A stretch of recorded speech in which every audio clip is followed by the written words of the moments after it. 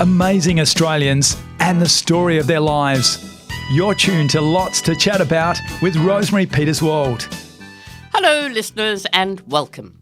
My guest today is Alana Mills, accredited wellness coach who has over 30 years' experience in the business and social work sectors. She has had a vast experience in operating as CEO of her own business, Breakthrough to Brilliance, and effective management skills in the corporate area. She is the author of a great book called Breakthrough to Entrepreneurial Brilliance. She is a health and fitness coach at the Gap Health and Racket Club. She dedicates her book to every woman who is destined to create an impact. Leaders, visionaries, entrepreneurs and innovators. You are the change makers who make the world a better place. However, not to leave the men out, I'm sure much of what Alana says can refer to them too. Absolutely. Welcome, Alana. Thank you. Thanks, Rosemary. What an intro. Oh, that's fun. It's a mouthful, isn't it? It's terrific. Now, before we get into the facts of wellness and all of that, tell us a little bit about yourself. I know you were born in Rockhampton in Queensland on a Santa Gertruda stud in a cattle station outside Emerald. But tell us about this. My goodness, how did you know all that? Oh, I do a little bit of research. You must do a little bit of research.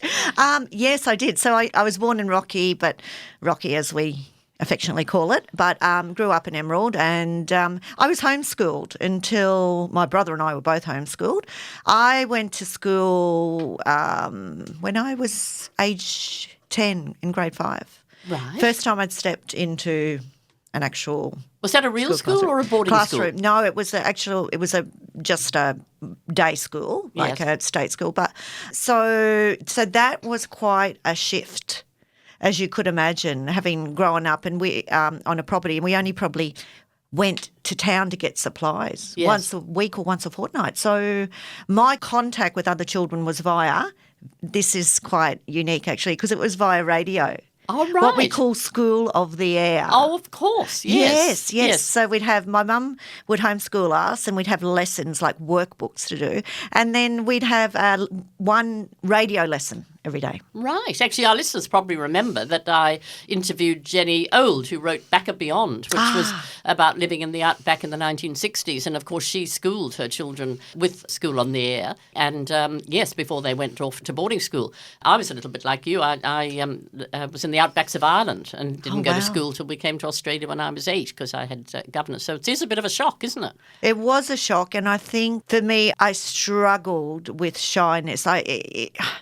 I felt all my life, I'd felt like I was here to make a difference. There had to be more. And I felt I had leadership qualities, but I had this overwhelming shyness and I would question myself. It's like I would know the answers, but there was almost this unseen force that stopped me from putting up my hand for fear that what if I got it wrong? So the answer wrong. So I carried a lot of that perception for most of my life. Did you have brothers and sisters? Or I had one older brother, yeah.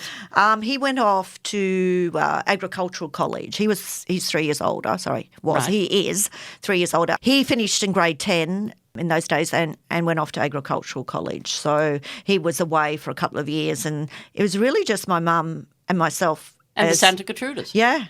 I know. So, to this day I still love animals. My mum still has not the big property that we had when I grew up, but she has a few hundred acres. Yes. She's in her mid-80s and she's still running cattle. Oh, really? Yes.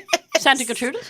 She buys a bit of, mainly Santas, a bit of mixed breed, but just as more of a hobby and to keep her active. So fingers crossed genetically that I'll still be like that in my mid-80s as well. So, Oh, terrific. That's really good. Now, you then went on after school and you did a course in business hospitality. Yep, that's right. Middle management. That's right. And then after that, you actually went into the beauty business. So how on earth did you end up in this field that you are now, Alana? Oh, my goodness. So we're going back a few decades, Rosemary, not too... A little show while my back. age. But look, I talk about in my book anyway that I grew up in the 1970s, so the listeners can work that out themselves with the math.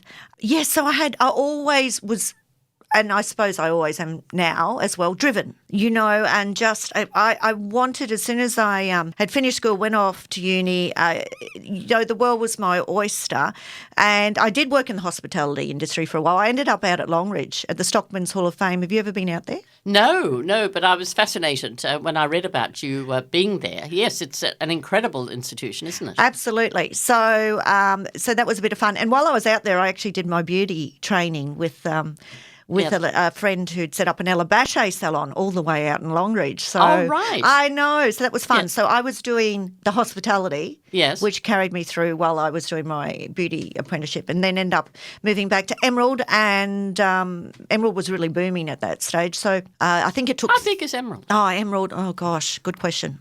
Now... with the mines. Compare it to another suppose about like 20, Tamworth 30, or, 30 no, I wouldn't say that big. No. Maybe 20, 30,000. Oh, right, yes. right. Yes. So when I grew up as a child, it was only maybe 7,000 or 8,000, one main street. Yes. The old, country towns with one main street. But the mines came of course. in the early 90s, end of 80s, early 90s, everything just exploded. Of course, the housing and so forth.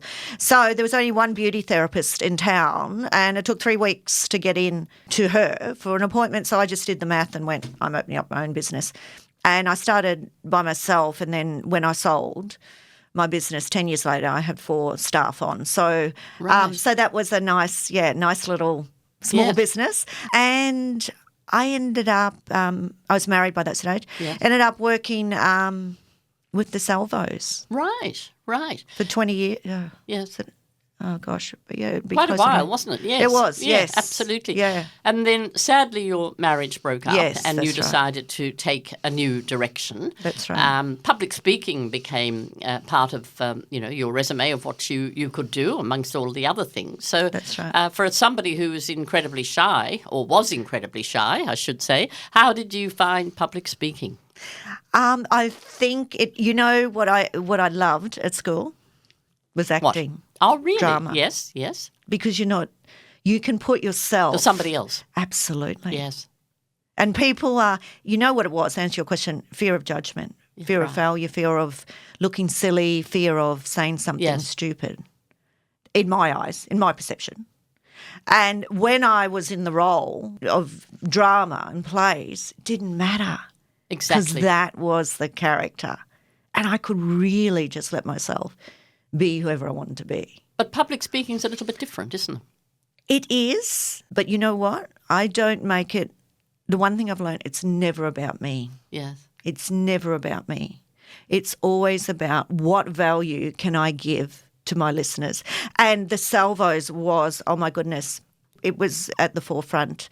I was at the forefront of they're such a wonderful public organisation. Speaking. That's right. So weddings, funerals, baby dedications, christenings, a lot of Anzac Days. I gave addresses at a lot of Anzac Day ceremonies. So it was really about what could I give to these people, particularly for funerals. What words can I say? And it's it's a difficult time, and so to have somebody that can give you something is something you cling on to, isn't it, really? Absolutely. Yeah. And I think that's,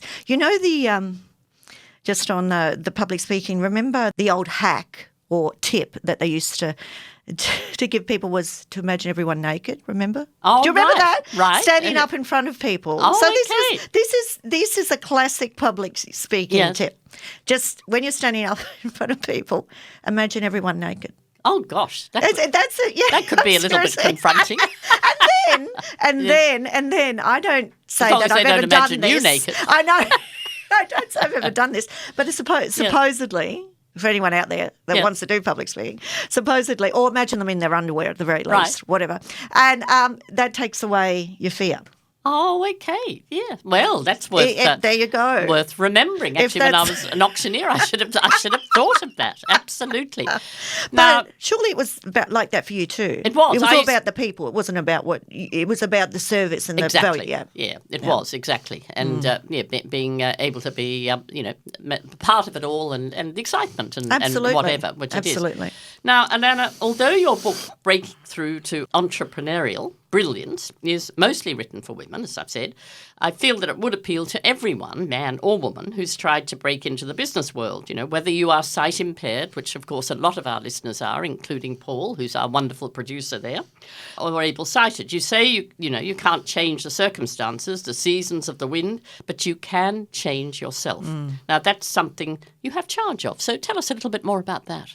Yes, well, after really during my marriage breakup and so forth, I went through a time where I suppose it was, I lost myself. It's a lot of people myself. do. And you lose your confidence. Absolutely. I remember looking in the mirror one day and going, who is that? And I say this with so much sincerity. I really did. I just,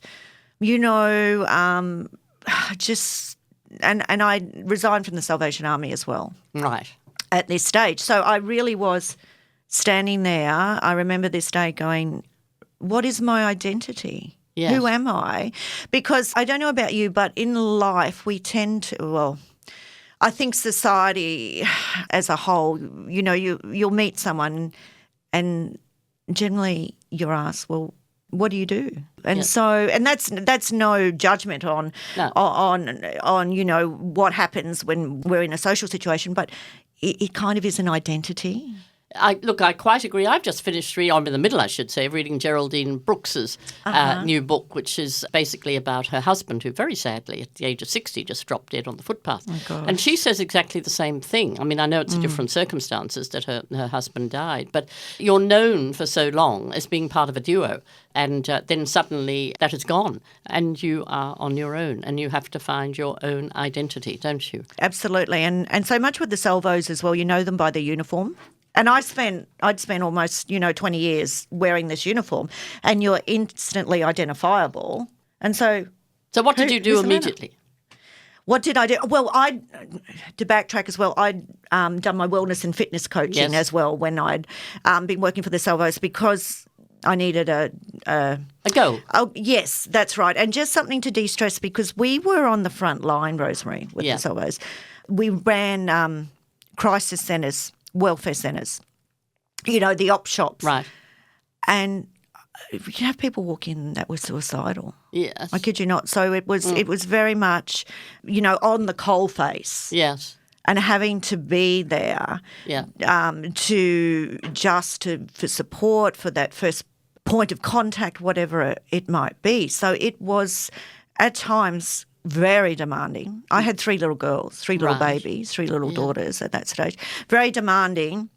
And so I needed an outlet as well. Yeah. So I loved the wellness, the nutrition, the fitness side of it. For me, that was an outlet. So then all of a sudden that was my go-to. Yes. And here I was creating, my business again, and stepped out of that corporate, if you like, world, and then back into business. So, and when did the book come into fruition? The book came in, this current book came into fruition last year. Right. I wrote a chapter for a book in 2023. It's called Voices of Impact. Yes, I was going to come to that a bit later. Oh, sorry. I did. No. Tell us about that, because we can talk about that now, which is good. Yeah. So that was, I think, volume 2, if I remember correctly. And there's 24 women from around the world that just share their stories in there. And all the money, it's not on audiobook, unfortunately. No. But all the proceeds from the Kindle version went to DV, so domestic violence help, and of course that was and still is, an organisation and something that's very close to my heart. So that was the springboard into the book. Into the book, And we'll go through quite a few things in that book. Yes. But just in the meantime, you're listening to Lots to Chat About. I'm Rosemary Peterswald, and my guest today is Alana Mills, author of a great book called Breakthrough to Entrepreneurial Brilliance. I think hopefully it's everyone knows what I mean. Now, Alana, we're just going to go through some of the things that you are very you feel about that could help people. As I said, you mostly talk about women, and we'll talk a bit about menopause later and whatever, but we won't leave the men out of it. So some of the things that they are now. Yes. let's go through each one. The first one is be intentional with your time. What do you mean by that? You know, I'm going to ask you a question. I will answer that, and I don't mean to go in a roundabout way, but I will ask you a question. And I asked this when I was on the ABC to the presenter the other day. I wanted the listeners to consider, how does life really work? Does it work from the outside in or from the inside out? Does it work from the outside in or the inside out? How does life really work? Well, to a lot of people, I suppose it's the outside in, Yes. but it should really, I would imagine, I don't know, be from the inside out. Bingo. Yeah. Top of the class. Oh, good. There you go.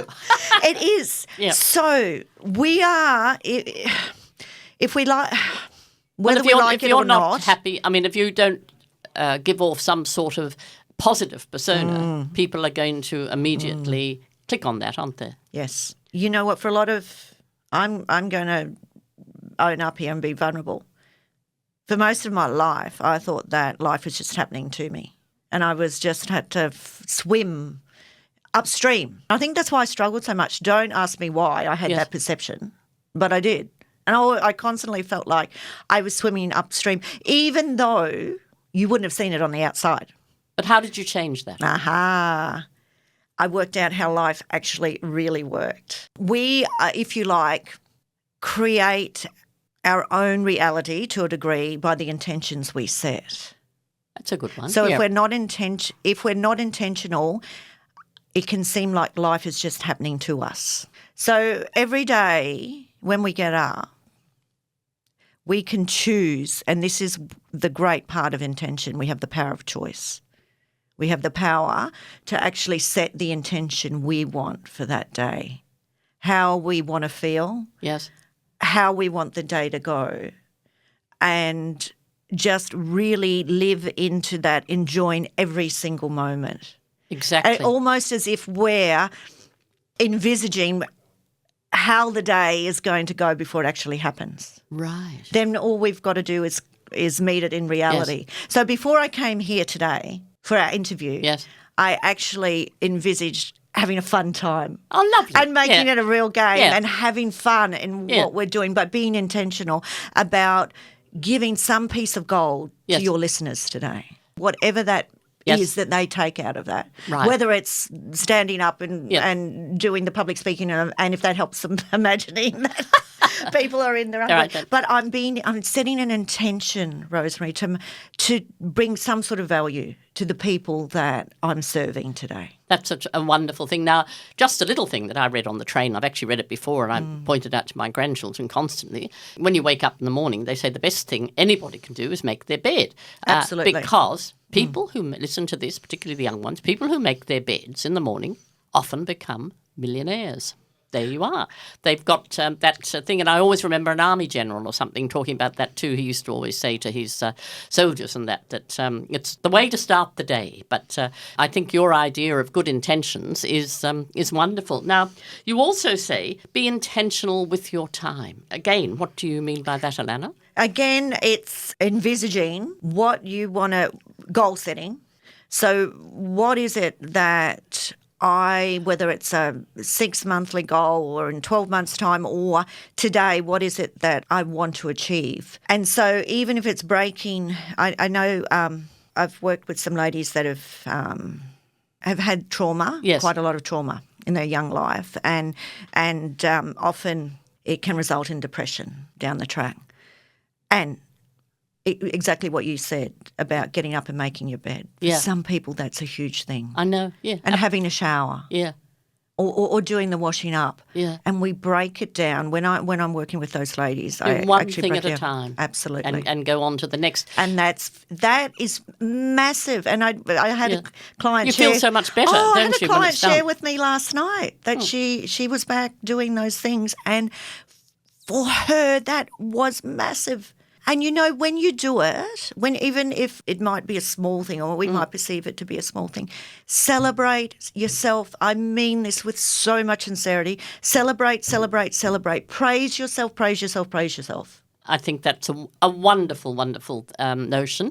The other thing, Alana, you say, is to breathe through the hard moments. So, I mean, no matter what your good intentions are in life, it does throw up hard moments. So that's right. You say breathe through that. Just a little bit more about that. Yes, so just take a moment to actually just step back, if you like, in your mind's eye.